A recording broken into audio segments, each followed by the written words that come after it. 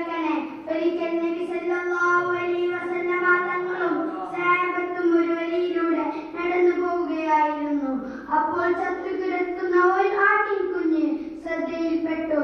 വികലാംഗനായ ആ ആട്ടിൻകുഞ്ഞിന്റെ ചെവിയിൽ പിടിച്ച് നബി സല്ലല്ലാഹു അലൈഹി വസല്ലമ അനുചരരോട് ആർക്ക് വേണം ഈ ആട്ടിൻകുഞ്ഞിനെ?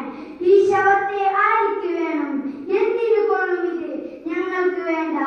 ഇത് കേട്ട നബി സല്ലല്ലാഹു അലൈഹി വസല്ലമ കാശൊന്നും തരേണ്ട, വെറുതെ തരാം, ആർക്ക് വേണം എന്ന് ചോദിച്ചു. ജീവിച്ചിരിക്കുമ്പോൾ തന്നെ ഇതിന് പല ന്യൂനതകളും ഉണ്ടായി. ഇപ്പോൾ ആകട്ടെ ശവവും ഞങ്ങൾക്ക് വേണ്ട.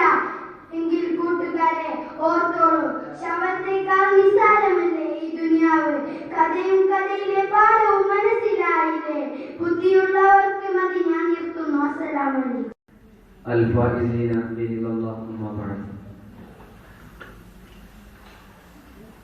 ബഹുമാനമുള്ള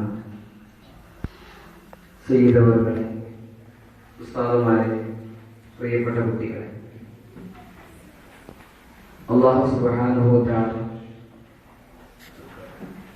അവൻ പൊരുത്തപ്പെടുന്ന സ്വാലിഹീങ്ങളായ അടിമകളിൽ നമ്മളെയും നമ്മുടെ മാതാപിതാക്കൾ, ഉസ്താദുമാർ, നമ്മോട് ബന്ധപ്പെട്ട എല്ലാവരെയും തീരുമാനിക്കാനുണ്ട്.